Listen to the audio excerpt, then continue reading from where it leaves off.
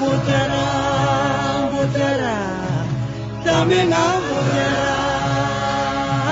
Kene la viva, Michael Somare, Gabana viva, Michael Somare.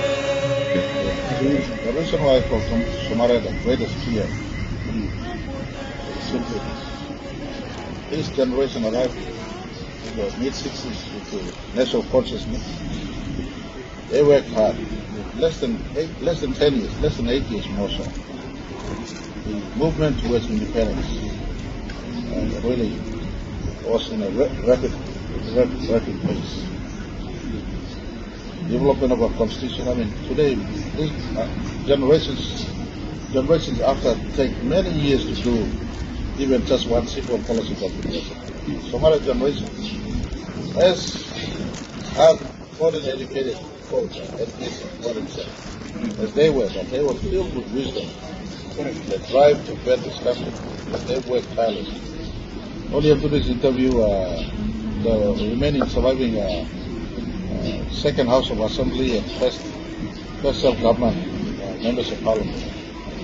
We have people like Senator Annabella who was telling us, $12 allowances they were working. They're working even up to night. They sleep at 2 o'clock in the morning just to pass key documents before our country was better than 1970. I go back to Somare. I call it the greatest simply because of he was part of the generation of us.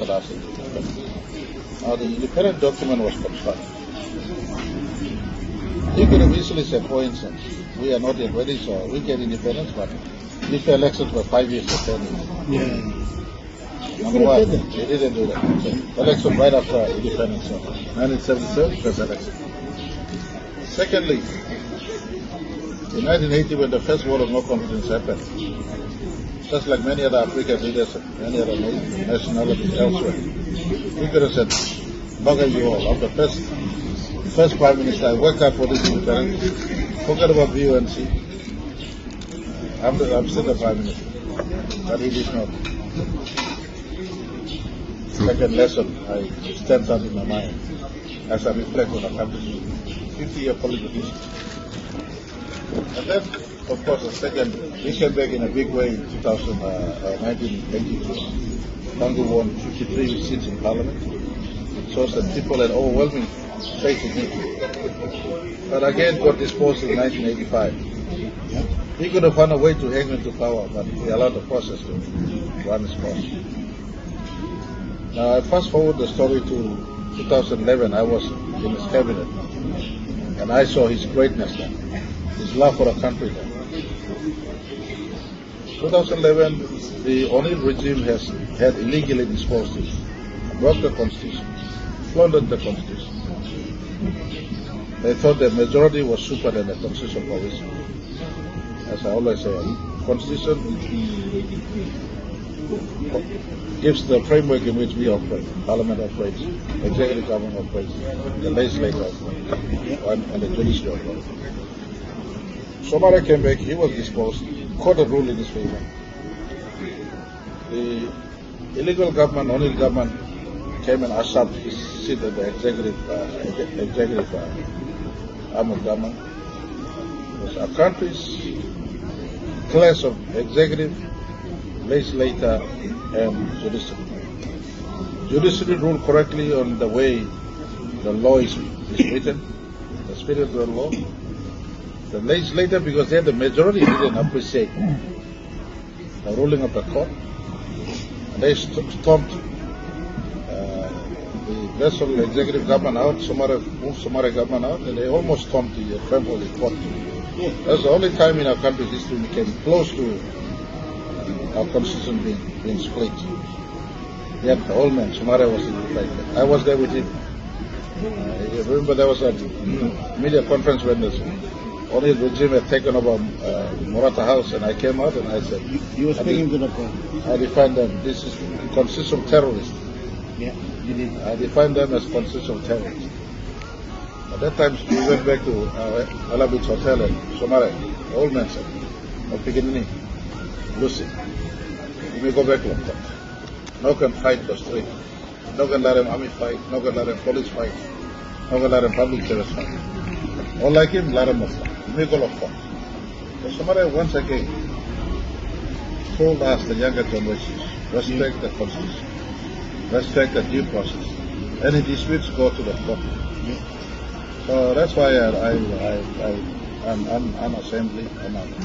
I'm a student of Somare politics and St. Julius politics. St. Julius endorsed me in 2002, Somare endorsed me in 2007. The two of the fathers of our country. I spent more time with them and doing this. But Somare, the lesson that I learned from Somare, apart from his Melanesian way of tolerance, forgiveness, kindness, his greatest gift to our country, apart from the government, he led to independence, the constitution he assisted putting together for our country, and the country he bettered with his years in 1975. His life remains a testimony to respecting our constitution. One law book, one rule book that we all must respect. Doesn't matter whether you have a majority in government or a settlement. Follow the rule dictates, constitution dictates. So that's a lesson I learned from Somare and I appreciate our country as a chair of the University Parliament in our Constitutional Day, 15th of August. There is one thing that each of us can do to our country. Simply respect the laws of this country. Starting from our homes, go to workplace, in our society. You may ask, what is the Constitution? The Constitution is the rule book of our country, the laws of our country. And the Constitution and law block, the Constitution and Mama law, getting to the Mama law. Mama law name, giving birth law, organ and law, law block police, law block finance, procurement, public service, law block courthouse or subsidy laws, law block provincial government, Constitution and law name. So you biar ni organize la toko, organize la law and you biar ni constitution. That's a 50. That's the greatest gift. Each citizen, wherever you miss, you don't need long. Make him rocket like a moon or come out on major sports star or make a big work or businessman like a young and give from the country now. All this life we start from due process. The greatest gift at our 50 years. Learning law of the country. Somare I learned from him. When his government was stolen from him in 2011, just like it did in allowed the first UNC successful government transition in 1980, where his brother St. Julius took over from him, and no one fight, no one cross, follow opposition from our opposition leader, and come up for the election of 1982 and winning government and stuff. And Deputy Prime Minister and Vice Wiki side one the whole opposition take over level 1985 and PM Marape last time. You were the opposition leader? And then for 2011 we had life one. We had him, we look, and we feel him. Spirit slogan or respect for constitution for country, you know, not talking. I was there. I was there in the cabinet room defending his government. Make a man of the young listen. Country big. All like him, Madam of the, you go back to court. So he respected the law, he respected the court system, he respected the due process. He didn't want to break the law to correct the law. He once said, follow the law and correct the law. We respected people, respected the court system, respect constitution, and we respect the electoral process. Something that you may have young leader today stop. We need to learn. Now to the next 50, the Latin country will grow.